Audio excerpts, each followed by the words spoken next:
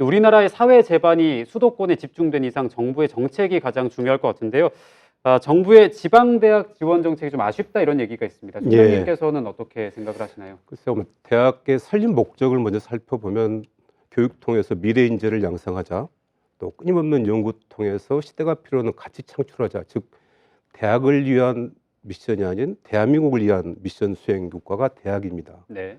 그런 차원에서 아마 헌법에 보장되는 누구나가 양질의 교육을 받아야 된다는 차원에서 지방과 수도권의 차별은 없어져야 된다고 생각됐는데, 아마 많은 학생들이 말했던 것처럼 왜 내가 서울을 가는가, 왜 지방에 남지를 싫어하는가 할 때 아마 단적인 예가 재정 문제 같습니다. 어떤 우리 전남대학교 예를 들게 되면 한 학생의 1년당 교육비가 학생들이 내는 등록금이 400만 원 정도 됩니다. 그런데 국가의 지원을 받아서 1인당 투여되는 교육비는 1,600만 원 정도, 1,800만 원 정도. 아마 지방 거점 국립대학 쪽에서는 꽤 높은 수준인데요. 그 수준의 객관적 지표가 어떻게 해야 되냐 표현했을 때 서울대학교의 1인당 교육비가 얼마 정도 될 것 같습니까? 4,600만 원.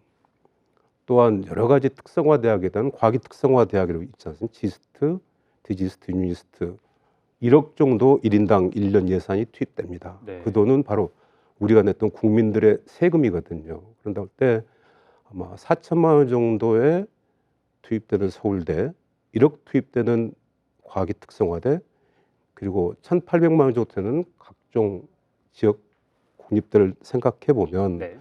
과연 정책을 시도해야 할 정부나 교육부가 지방대학에 대한 미래인재 육성이라는 임무를 충실히 했는가, 이거에 대해서 다시 한번 되새기는 기회가 되고요.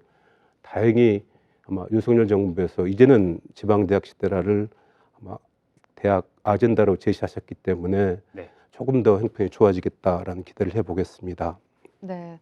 총장님의 말씀을 쭉 들어보니까 같은 국공립대여도 수도권이냐 비수도권이냐에 따라서 이 학령 인구 감소를 느끼는 체감이 좀 다를 것 같은데요. 예. 어제였죠. 제2차 전국 국공립대학교 총장 협의회가 열린 것으로 아는데 여기에서는 어떤 얘기들이 좀 오갔나요?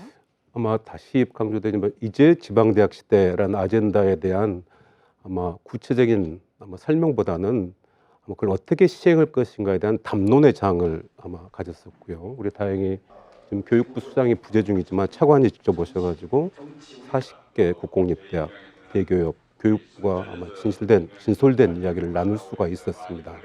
그래서 대학에 대한 각종 규제를 완화해 주겠다, 자율성을 확보해 주겠다, 그리고 재정 지원을 아마 대폭 늘리겠다라고 해주셨는데, 그래서 저희 총장들이 듣기에 가장 기분 좋았던 소리는 국립대학법을 만들어주겠다라는 거였거든요. 네. 그동안 저희들이 줄기차게 국립대학 육성을 위해서 국립대학법을 입법화하자라고 목소리를 냈었지만 아마 정부에서 투자적으로 국립대학을 만들겠다는 것은 첫 목소리가 나서 굉장히 기분이 좋았습니다. 예. 말씀하신 국립대학법을 또 시청자분들은 정확히 어떤 법인지 잘 모르실 것 같아요. 그래서 어떤 법인지 구체적으로 설명을 좀 해주시면 좋을 것 같고요. 예. 구체적으로 이 법이 잘 정착이 됐을 때 저희가 예. 어떤 점들을 좀 기대를 할 수가 있을까요? 아마 각 대한민국에 400개 정도의 고등교육관 대학이 존재하게 되는데 아마 국립대, 사립대 여러 가지 형태가 존재하게 되는데 아직도 그게 대학 교육을 보장하는 법제화가 돼 있지 않은 게 대한민국의 현실입니다. 네. 반면에 최근 문제가 되고 있는 지방재정교구분법이라는 게 아마 우리 일반인들도 많이 듣게 되는 거고, 최근 들어서는 추경이 되면서 약 11조 정도의 돈이 교육청에 쏟아졌다 이런 방송을 들으셨을 건데, 초등, 중등, 즉 초등학교, 중학교, 고등학교 교육에 대해서는 매년 내국세의 20.79%라는 아주 큰 돈이죠. 그걸 교육에 투자할 수 있게 법제화 되어 있습니다. 그러다 보면 그 약 80조 정도 예산이 교육에 의무적으로 투자되게 되어 있는데, 이 배경은 아마 학령 인구 100만 시대 때 대한민국 미래 인재를 양성해야 되겠다 해서 법제화된 건데, 이게 아쉽게도 그 많은 재정교부금법 대상에서 고등교육은 제외가 되어 있습니다. 그러다 보니까 400개 대학의 모든 고등교육 대상은 학생들의 등록금에 의존할 수밖에 없게 되고, 네. 14년째 동결된 등록금 때문에 고등교육의 양질의 교육을 답보기가 어려운 상태입니다.